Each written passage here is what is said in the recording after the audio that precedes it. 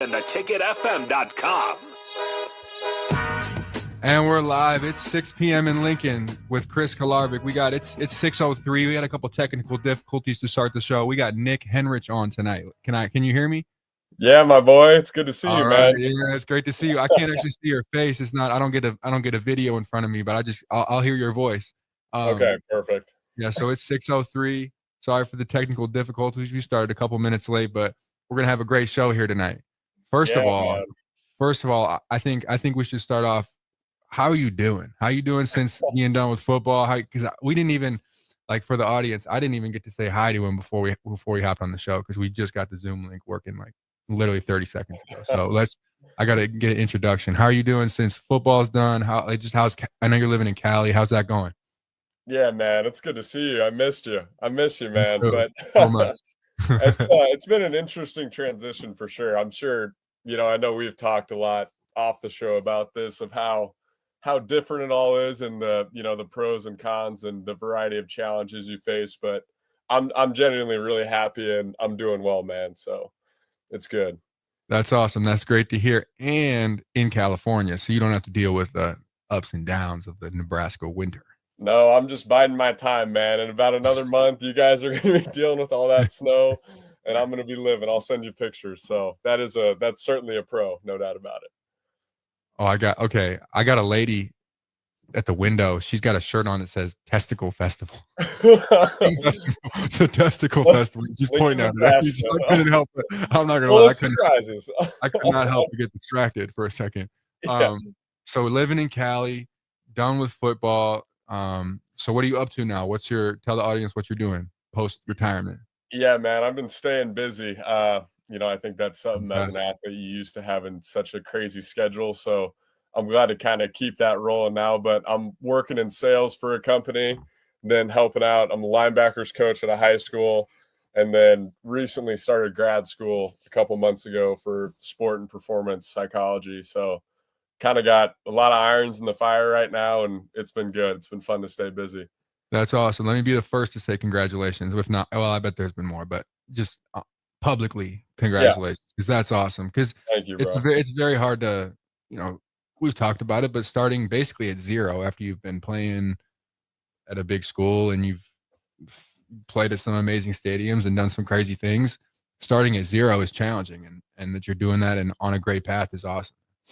Yeah, man. I think, it kind of hits everyone different. Like our paths and our stories are we both went in such different ways. Like you starting at UNI, like kind of working your way up to Nebraska, and then, your opportunity in the CFL. And I was kind of, a little different, like a highly recruited guy who ended up finding a home at Nebraska playing, and, we both dealt with a variety of injuries. But yeah, it's just, there's so many things that go into retiring, and we both retired for different reasons.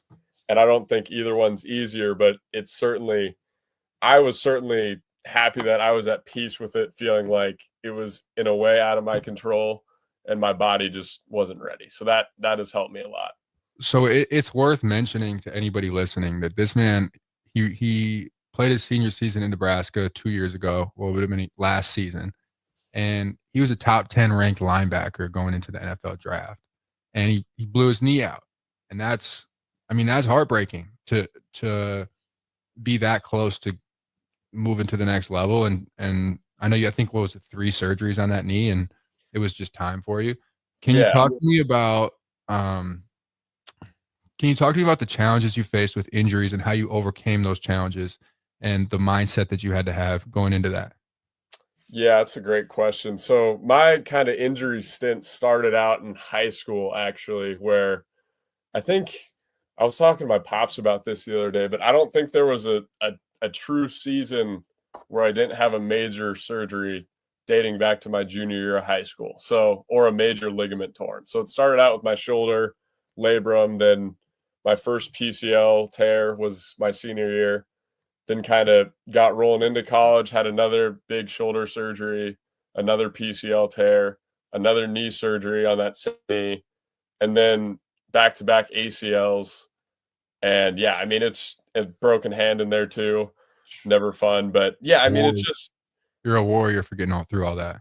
Thank you, brother. I mean, it's like kind of talking about the challenges part of it now. I think what I struggled with the most was not even being afraid of being hurt again, but just it was more a struggle for me, especially this last year, of not feeling like myself and like, man, I feel like I should have been able to make that play, or I feel like I should have been able to run that guy down, and wondering like how to get back to that spot mentally and physically. So I think that was the biggest challenge for me, and one of the big reasons why I wanted to get into really performance psychology is because working with, Dr. Haskell and the staff there helped me a lot as far as getting back on the field mentally right, if that makes sense.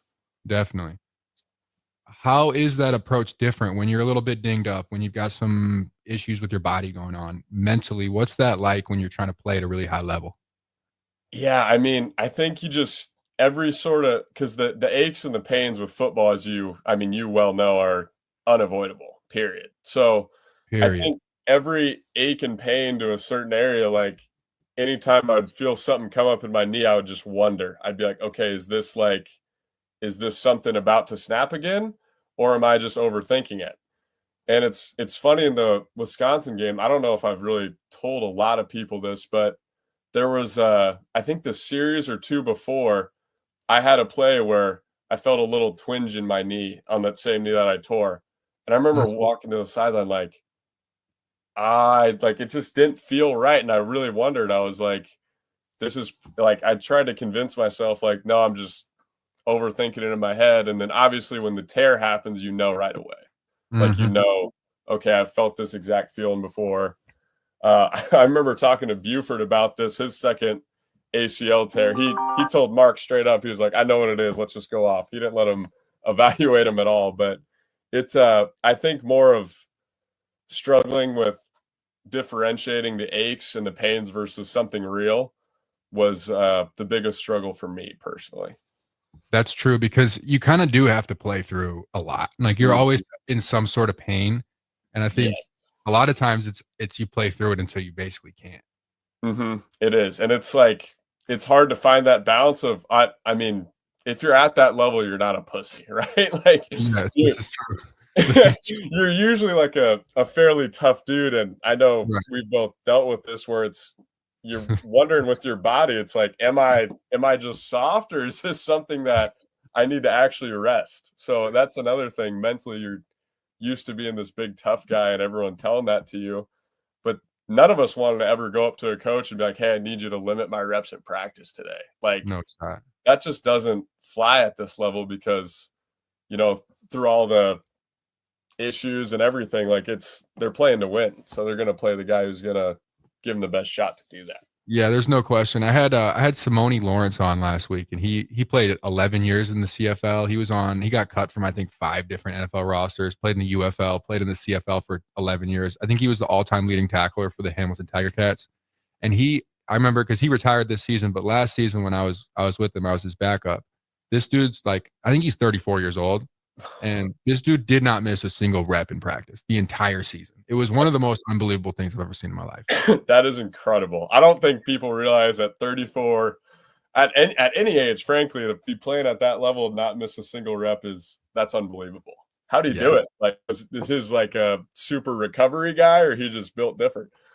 I think a little bit of both. It was funny listening to him talk about it. He really he hyped up his routine a lot, and I was around him. I don't know how much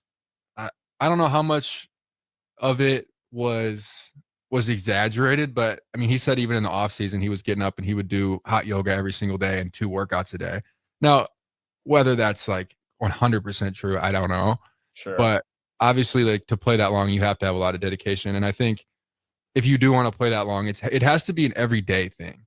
Like, Mhm. what I noticed is if you do take a day off, it takes a couple days to get back, and you have to do like something every single day to keep your body going, like just to keep it Yeah. moving. Even when, I don't know about you, but even when I was injured, I would try and get in there and just move my body in some way, whether it was like the rehab that I was doing for that part of my body, or like just hop on the bike or get in the weight room, do anything that I possibly could.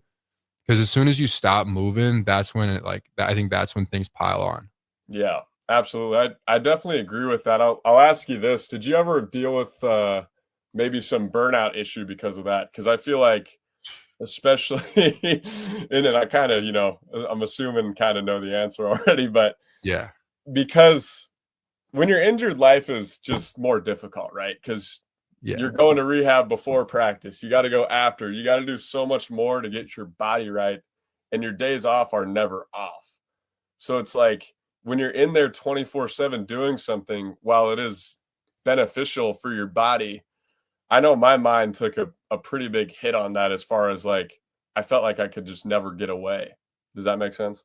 Yeah, it affects your entire life. Being injured Mhm. affects your entire life. I did a show a couple weeks ago. I was just on here by myself and I was kind of telling some stories and kind of going through my whole career and process. And I spent a good part of the time talking about these foot injuries that I have or I had back at UNI. And they were all, I mean, it's called the Liz Frank, and it's basically like the ACL of your foot. And I did it basically 3 times in like a year and a half. It's And crazy. I remember being on a scooter. I mean, I was probably on a scooter or crutches for more time in those like 18 months than I was walking. Like it was one of the most challenging experiences of my life because it affects your whole life. Like you can't go out in public as much. It's more challenging. I even mentioned it's harder to like make breakfast in the morning because you got like these Mhm. crutches on and you got to like crack the eggs with your hands like this because you're trying to hold the crutches and everything's just more challenging. You got to wrap your foot around or your knee up with the wrap that you have to put on it Yeah. so it doesn't get Harder to wet. go to the bathroom, like Right. It everything. just makes everything more challenging. It makes everything that much more exhausting. And to me, the mental side of that was always so much harder than the physical. And that's what I feel like with football. People see the physical challenge a lot of like these are hard workouts and these games where it's exhausting and you're physically exhausted. But I don't think that a lot of people understand the mental strength that it takes to fight through a lot of those things and actually play play football for more than like 5 6 7 years at a pretty high level. It takes a lot of mental strength to push through those things because you do have those injuries and those setbacks that feel daunting. It feels like a mountain that you have to climb when you Mhm. first do it. Yeah. I mean, how much have we seen in our time there players that, legitimately we're really good friends with and they can't walk on Tuesday, but somehow they find a way, like Luke, for example. Right. That so I think it's 2021. He'd be limping like crazy during practice on Tuesday, running about 8 miles an hour at his top speed. You'd see him Saturday and you'd never know it because the dude's flying No. around making plays. But Yeah. it's just what he had to do to get himself out there was mind-boggling to Yeah, me. it was crazy. I went And through a little bit of that. When I had my foot thing, I remember I went into the season. I missed the first 3 games, and then I came back. I had him take the screw out of my foot because I was like, okay, I'm just gonna go play. If it breaks again, it breaks again. But I'm not missing the whole season. So I just told him, take the screw out of my foot. Let me go play. So I play a few games. It's all fine. And then we played North Dakota State, and I just feel it go again. Like I was tackling Trey Lance, and I could feel it go. good ball player. And and I played the rest of the season on it. And it was kind of like that where I would leave the game in a boot and I would show up in the game in a boot and then I would just play and I would practice like I would do like the walkthroughs. And I was Just talking about this. I don't know if you feel this or not. I don't know if you'll relate to this at all or not, but there's something to it. I talked about this a couple weeks ago. When you're not practicing as much and you're just kind of going out in the game and playing, there's something about it that's a little bit easier. Like there's something about it where like the game flows a little better. I don't know what it is. I felt like that was when I played the best was when I didn't practice very much. I don't know if you can relate to that where I wasn't thinking, I wasn't um overcomplicating things. I was just out there playing. Yeah, I mean, to some extent, I 100% agree with what you're saying. More so on my aspect of like when I first played was the COVID year, really, like really played, and it was because of injury. So I just like was thrown out there. I didn't have time to think. Like I just went and I was Right. playing, right? You were playing some D end, right? Oh yeah, man, it was gritty. Hand in the dirt, the end, Ohio State first Yeah. name. Whew, horrible. But like you just when I moved back to inside backer, this is what I'm more referring to. Like when Luke and Colin both went down, you just go out there and you just play football. And it's something you've done your entire life. So I think for me, it was like, I disagree. I think to a certain extent, practice, like you see it in practice, you see it in the game. Like I think that's real. But For to sure. the point of like pressure and just going out there and understanding like there's like you didn't practice all week. You're just playing. Like who cares? Like it's just a game. Like you play better. That's kind of my experience of it, where it's like that lack of pressure and you're just out there and playing football. That's probably true. Less pressure, but also less overcomplication. Yes, because that is a double-edged sword. Practice is great, and you want to prepare for scenarios, but the reality is you're not going to know what they're running. This is true. And if you're guessing what they're going to be running, then you're going to be a step slow. So let's on that note, what was your preparation like for games during the week? What was your mental preparation? How did you watch film? What was your approach to preparing for opponents? Yeah, I think the routine was kind of my biggest thing, and it was for me what helped was Rolodexing through as many calls as I could for a certain play and putting myself in each situation of what I would need to do. So it was like, okay, it's here. This is the call I would make. Oh, they shift here. Now I got to think about this. Now I'm worrying about this. Like I did enjoy watching, stances and tendencies for specific players, but for me, the big picture organization as far as like what is the other offense trying to do and why are they trying to put us in these positions, and knowing the issues that stem from that is what helped me play fast personally. And I know everyone's different, but that's just kind of, I like to think of, okay, we're running this. The offense is trying to get us to do this. How do we alleviate that? That's kind of how my thought process worked. And having like an idea of what could happen before the play and being able to react to it. Yeah, absolutely. I mean, kind of going off that earlier point, you never want to overanalyze or guess, but having an idea of what, oh, this is what this means. I've seen this all week. I can play fast. And then I think that helps with being able to get guys in the right position, because when you're playing Mike, you have to be a leader out there, and you have to get the people around you on your own team in the right positions. And and in order to do that, you have to be able to study the other team and understand what the plan is against this formation or that formation. Yeah, absolutely. I think that is a big reason of why I studied how I did, is so I could feel confident making checks when it was appropriate to, and knowing like, okay, yeah, I'm going to put this D lineman in a better spot to make a play this play. So I there's 100% truth to that. No doubt. Definitely. What's the craziest environment you ever played in? I'm gonna go Michigan 2021 night game. Yeah, I think that was something right there. That was the air guitar. That was the air guitar. Yeah, no man, something like that. That became a gift that week. It did. Legendary. That's a legendary gift. Yeah, and then we lost, so damn. But it was really shouldn't have lost. I feel like you can probably, you say that coulda, shoulda, woulda a lot about looking back, watching film and stuff. But it's no, that atmosphere was crazy. There's no doubt about it. Agreed. That was crazy. Yeah, it was wild. The Michigan Wolverines. Yeah, I think that was probably the one that was the craziest environment. Yeah, because I think they did the light show for the first time that game too, and that fired everybody up. It was just that one was crazy. Yeah, that was a wild environment.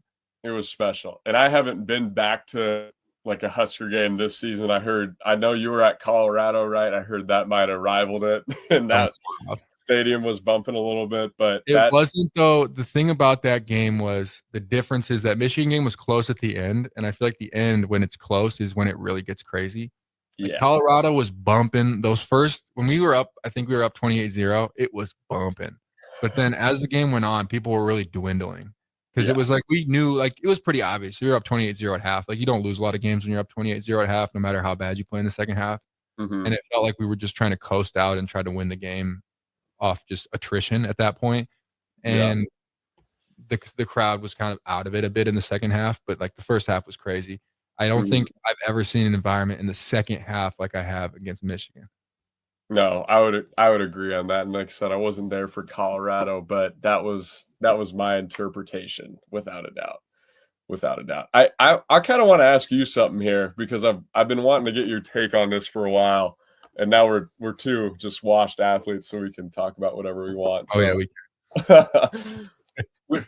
when you bring up like we should have won this game or we could have won this game, I guess I'm looking at this Husker team this year, and it seemed like I was super excited because I was like we turned a page, you know what I mean? Like Felt like it. that was really special. And I think to a certain extent we still have, and I certainly believe in those guys. But I guess when you look at like your playing time and where you at Nebraska, those crazy coulda, shoulda, woulda moments that happen so often, why? You know what I mean? Like, why is that? Was it just crazy circumstances? Was it a variety of things? Because that's something I've loved to like go dig at as far as like what was really the root cause of a lot of issues that were had when we were there. I think yes, crazy circumstances for sure, but you don't get crazy circumstances every single week without there being some underlying issues. Right.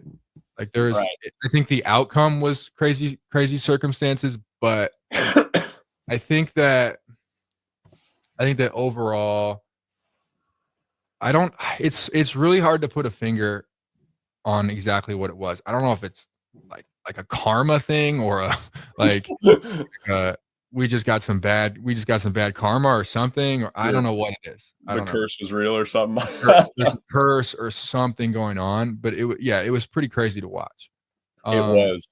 I think that there's something about like at the end of games where I was thinking about this watching the Chiefs play. I mean, they're 9-0 right now, and you watch them play, and it's like they don't look that good.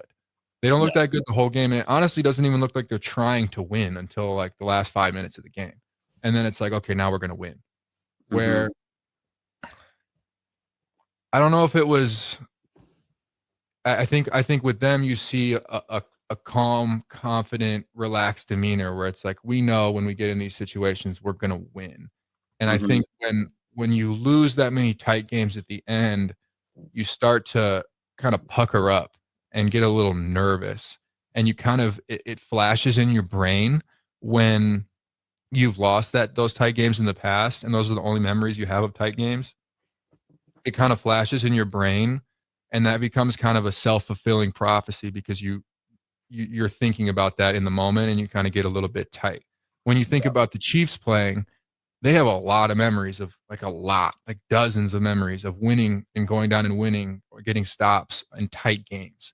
And they have those memories to draw upon and have confidence in those moments. And they can play much more relaxed and loose than the other team because they know they can be more confident and relaxed, and they can have a little more awareness when they're out there because they're just paying attention more.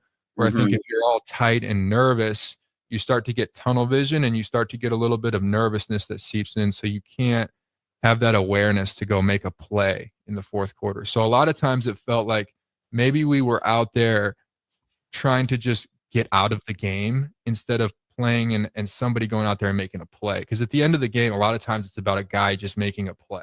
And it felt like sometimes we would get in those situations and there wouldn't be somebody that would go make a play because we were a little tightened up and nervous about blowing it.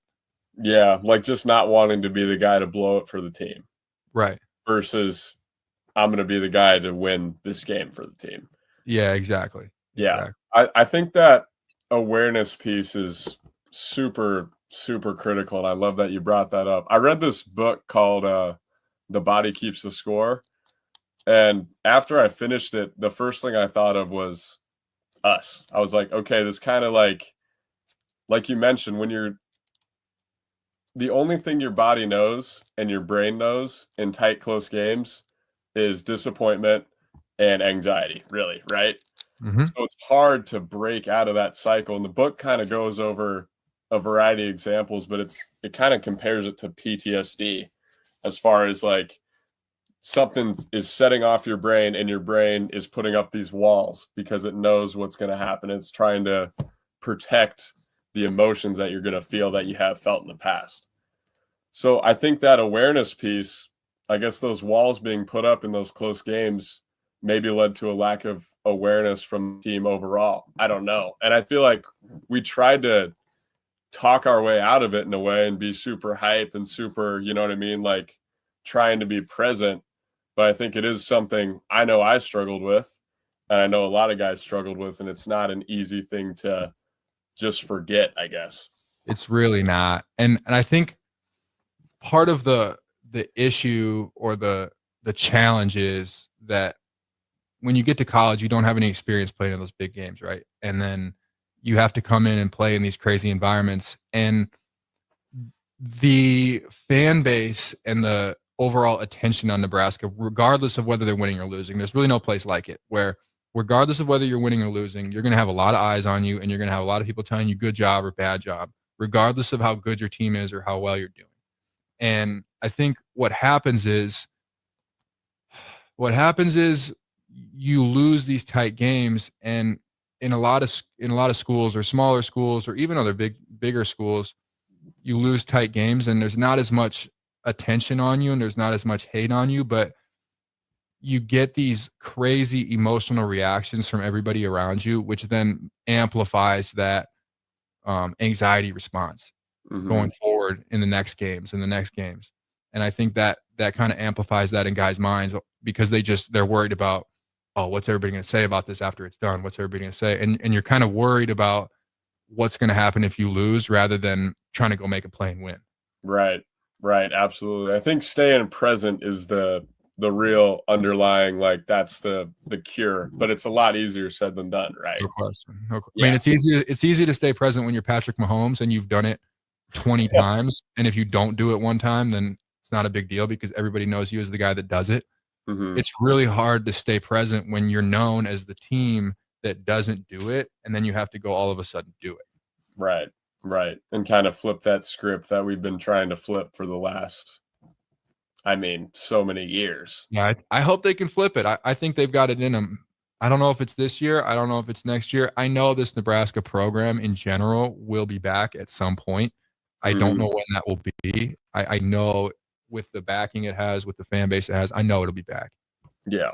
And I just, again, I think what it almost hurts, it doesn't hurt more, but it hurts in a different way when you're watching it from the outside now, because, you see all these crazy things being said about some of your boys, and like the character of these guys, and they're working their tails off to get this right and flip this script. So it just hurts seeing it, right? Yeah, it's crazy. I agree, man. At some point it's going to flip, and I really, like you said, we know the character of a lot of these guys there, and I think they're going to do it at some point. Agreed. Yeah, it's coming. Hey, we got to go to break real quick. We'll be back in 2-3 minutes. This is 6 p.m. in Lincoln. You're listening. We got Nick Henrich on the show tonight. We're going to take a break real quick. We'll be back. See ya.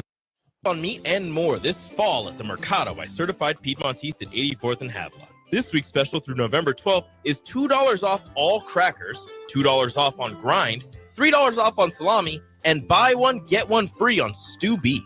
Limit of 2.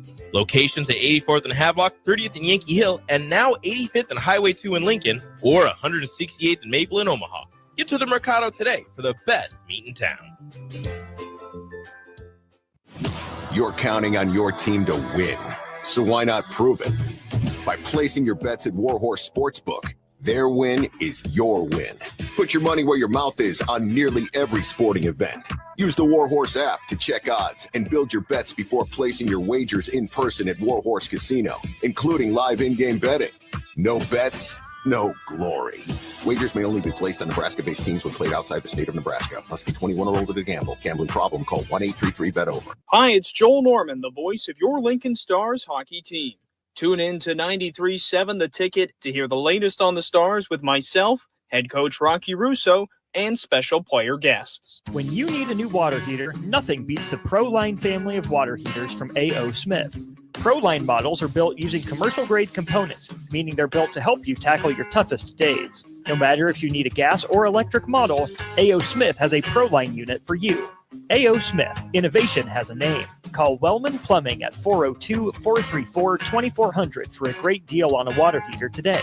Again, that's 402-434-2400.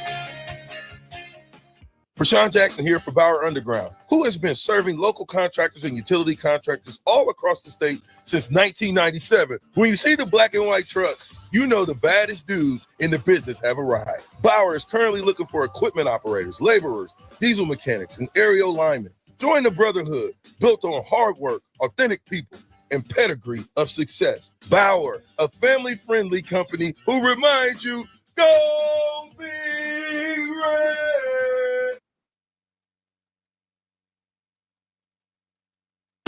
Back to the Ticket weeknights on 93.7 The Ticket and theticketfm.com.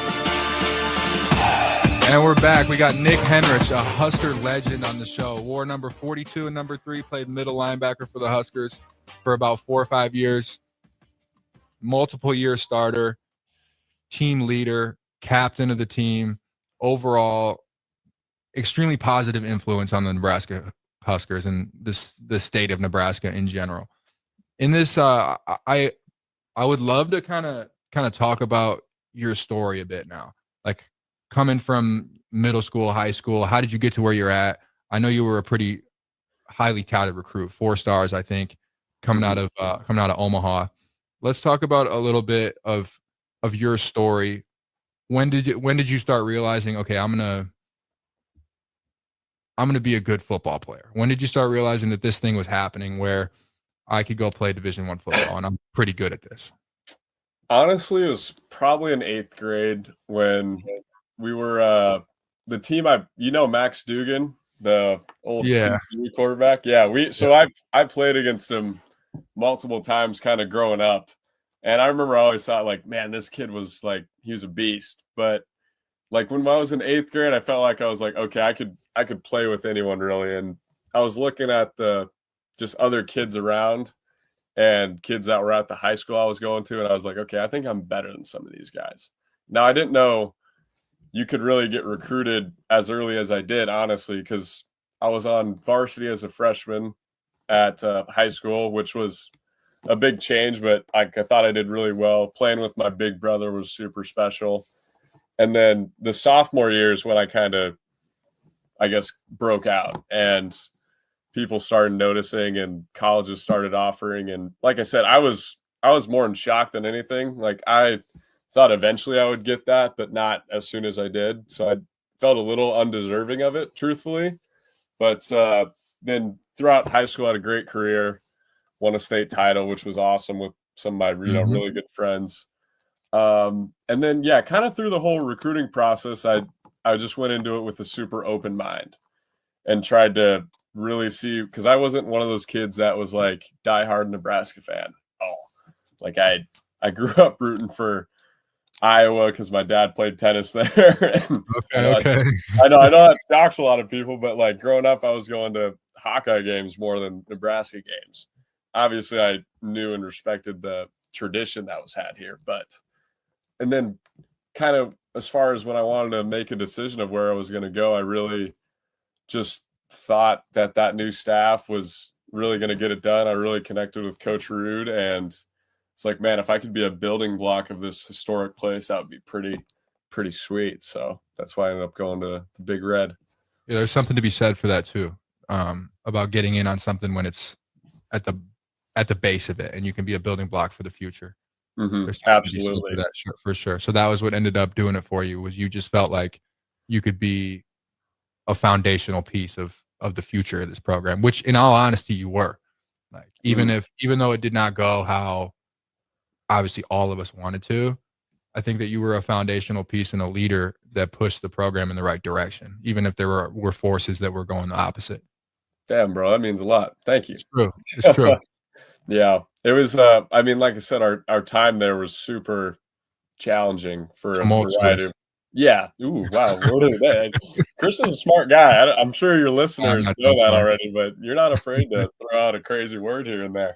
Crazy. But yes, it was very tumultuous. And there was, again, I'm sure you felt this way too, but looking back, I was certainly proud of the work we did and, the relationships you made. And I think seeing that Husker team eventually flip the script will really end up making it all worthwhile. So Yeah, I think it'll be pretty awesome to see. it will be. Do you see yourself ended up going to a lot of Husker games as you get older, or is that living in Cali? Are you out of all that, or do you have any aversion to it? Do you have any like, I don't want to go to games, or is it where's your head at with going to games, being involved with the program, all that? Yeah, it's a great question. Honestly, fully transparent, towards the start of the season, like I had a really tough time watching games. Totally feel that. And it was like like I think we've talked about this again off show a couple times, but you're so used to having this glory and this purpose and this passion and outlet for this great game. And then when it's taken away and you're working a job, you're like, man, wow, it's crazy. And I never like once thought I made the wrong decision retiring, but you go back and you start replaying some memories and you're like, gosh, what if, you know what I mean? Like I didn't get hurt, or I didn't do, you know what I mean? Like if I stayed healthy. So I think I just had a hard time watching the games early. Now, I think after the first few, I really enjoyed watching them and really enjoyed just rooting for them as a fan. But I mean, yeah, the transition out of football it's a crazy ordeal. And it's something that I don't think anyone can really prepare you for. And it hits everyone a little different when it happens. Yeah. So how has that transition been? How's it been going from training every single day, being with the guys in the locker room and playing on Saturdays, to transitioning into more of a slower pace life, into, they could call it the normal world? How's that transition been going for you? Yeah, I think it's certainly been challenging. It's weird. Like right after I retired, right, it was super easy. Like I was like, this is good. Like I made the right decision, happens to everyone, whatever. I didn't think about it much. But then about 6 months rolls around and you're kind of still like wondering like, okay, what now? Like you're just trying to understand what God wants you to do now and what your like true purpose is now and how you can impact people now. So I think it just takes time and you got to try out a bunch of different stuff. And that's what I've kind of been doing. Like I'm messing around, not messing around, but I'm helping coach at a high school and I'm like having a blast with those kids doing that. And that's awesome.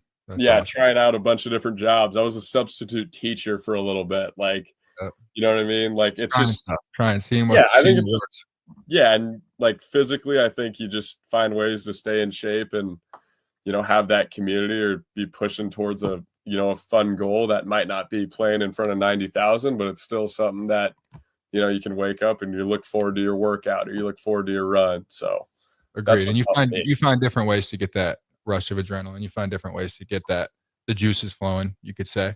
Yeah, it's just finding hobbies, man, because you have no time for hobbies like playing football or anything. So you have a lot more time to fill up, and it's just important to put yourself out there, I think, and try as many things as possible.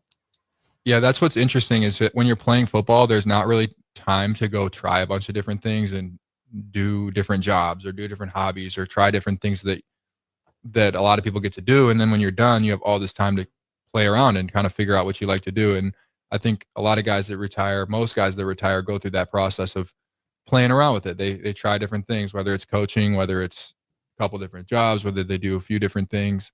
They just find what works for them and what fits for their life and their mind, and that's how they do it.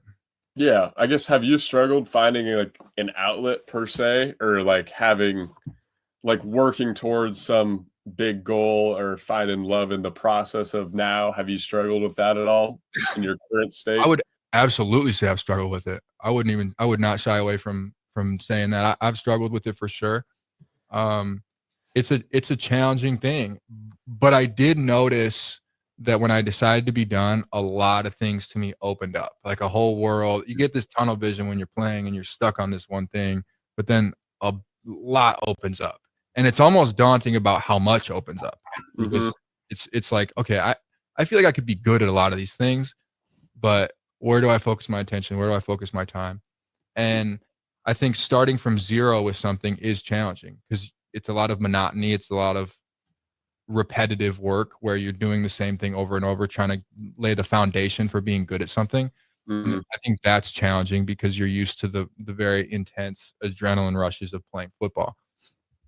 Yeah, I think a lot of players deal with the fact that they aren't great at something right away. Mhm. And it's because for a lot of like, I'm sure you and a lot of these players that are now retiring, they've been great at football for most of their life. And they've And probably with always, a lot of sports. yes, probably with a lot of sports, and everything kind of came natural. And then they worked at it to get even better, but it was rewarding because the progress came fairly quickly. Now, as you know, you're transitioning into where you're really a rookie and a real newbie for this next part of life. And you're, And you don't really have that many people clapping for you either. I remember Trev Alvers told me that when I was talking to him about what retirement was like, and he just said, "You just don't have anybody clapping for you." Like, there's a lot of great things about it, but you don't have the fans, you don't have the support that you had when you were playing, even when you were playing in middle school, where you have people from your class watching the games. You just don't have that. So Yeah. I think that's an adjustment.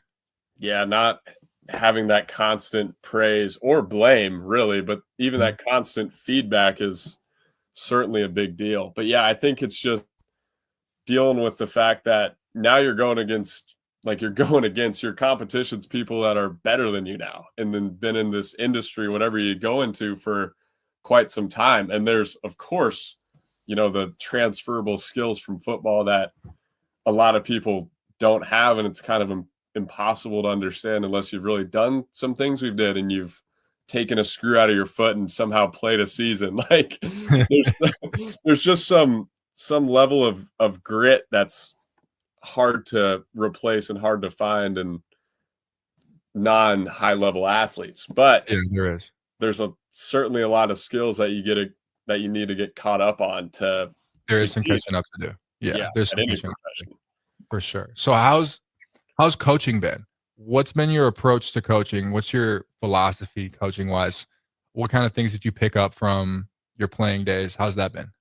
Yeah, I mean, it's been a blast, first of all. Like I got a great group of linebackers, man, and they're Dogs. funny, and oh yeah, there's some dogs, man. Don't get me started on them. We'll take up the next hour, but no, it's been a blast, and I know it's only high school, but I do take it very seriously because I want to get the absolute best out of each kid, and I want what's best for them. Like, you grow this real relationship with them that all you want to do is succeed. So I think, because we were both so blessed of having a variety of great different coaches with a lot of great styles of coaching, right? So to me, I try and take kind of half and half of Coach Ruud and Coach Dvoracek, who I know you don't have a ton of experience with Dvoracek, but where he was second to none, and I'd put him up against probably anyone with the country, is his level to connect with players and his genuine care and compassion for each guy in that room, along with being super football smart and super savvy. And I mean, he played at a high level. Like, he knows the game at an extremely high level. But what makes him a great coach is his ability to communicate and connect with players. So I try and take that from him. Now, I think on the flip side, Coach Ruud was, in my opinion, the smartest coach I've ever had, and knows the game like on a completely other level than the majority of people that will ever watch it. Like, I think it's because he played at a high level, but he had that about him that was, I really appreciated, and how hard he worked and how process oriented he was, regardless of if we'd lost 9 straight or not. So I kind of take a lot of analytical and coaching techniques and drills and just how to be a linebacker from Ruud. Like, yeah, he was very good at that. He was very good. He had that analytical mind. He could see things like a computer. His brain was like a computer with football. He just saw things, like as far as schemes and everything. He saw things way before they actually happened. Yeah, it was insane. It was really, I remember, I think the transition into high school is something fun to talk about too, like high school to college football. But I remember the first meeting, he talked for about 40 minutes straight, and I was 18 years old, just sitting there like I didn't understand one word he said. And yeah, he looked, that makes sense. And those guys that had been in there with him are like, yeah. I'm just like, no, like I don't know what any of this means. I remember kind of going through that because we didn't play a defense that was very analytical and technical when I was at Northern Iowa, and then I got there and I was like a 5th year guy, and I think I was expected to kind of jump in and know a lot of that. And it took me a bit to figure out and pick up on the way he thought about the game, but it actually helped me a ton with analyzing the game and understanding it at a deeper level. Yeah, absolutely. No, it's certainly like challenging. It was hard to really pick up on. It took time to really get what he was saying. Definitely. Once you got it, it made you an infinite better football player, in my opinion. Completely agree. Yeah. Hey, we got to go to break one more time real quick. We'll be back in a couple minutes. This is 6 p.m. in Lincoln. We've got Nick Henrich on the show. Load up on meat and more this fall at the Mercado by Certified Piedmontese at 84th and Havelock. This week's special through November 12th is $2 off all crackers, $2 off on grind, $3 off on salami, and buy one, get one free on stew beef. Limit of 2. Locations at 84th and Havelock, 30th and Yankee Hill, and now 85th and Highway 2 in Lincoln, or 168th and Maple in Omaha. Get to the Mercado today for the best meat in town. You're counting on your team to win, so why not prove it?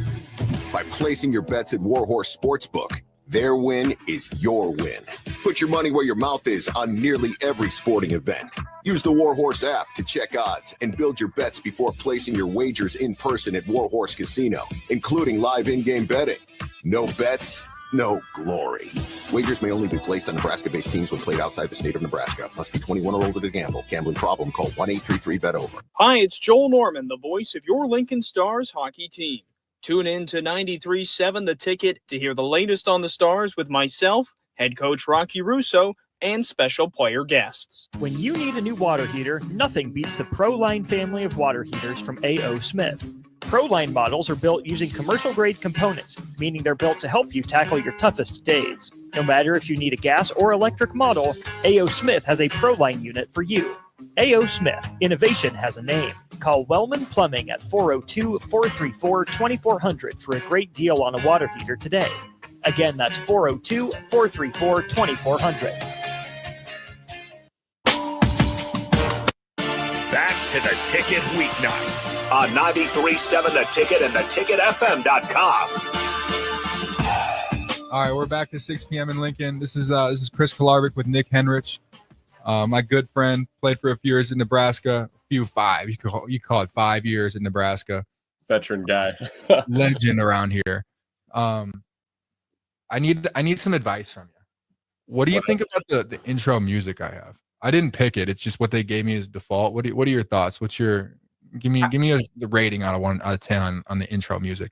It's like a solid 7, but I wouldn't say it's like completely you, honestly. Like I think That's probably true. Yeah, like it's good. It's really good, but I think you'll lock in and find something that's like, I'm like, oh yeah, this is Chris. That makes sense. I know I need to. I haven't played around with it much. This is the 5th episode of this show. Yeah. So I'm kind of still feeling it out. You got plenty of time. I won't worry. I do. Yeah. You got any suggestions for people to get on the show? As far as like who I want to see on the show? Yeah. Yeah. Who do you want to see on the show? I've got a list, but who do you want to see on the show? Yeah. I think my number one guy is Mr. Blaze Gunnarsson. Yes. Yeah. We got a lot. I need to hear you two to talk real estate and talk ball. I think Blaze is a funny guy, so that would be a really good one. Agreed. Yeah. Who's on your list? Who's like your top 3? I'm curious. I need to know. I'm tuning in every week.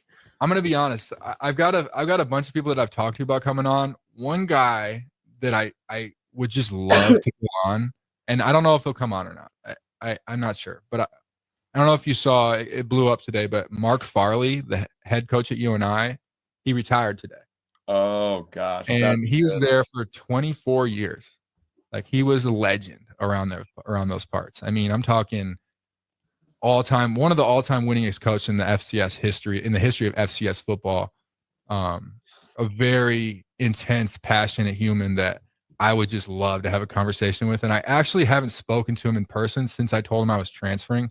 So I don't know if he would come on or not, but that would be like, that was on the top of my mind today was I need to figure out how to get him on. I know that my old strength coach at UNI, Jed Smith, he reached out to me about coming on. So I'm going to get him on at some point in the next month or so. And maybe I might try to get in his ear about getting Mark Farley on. And that's the top of my list right now is to get on.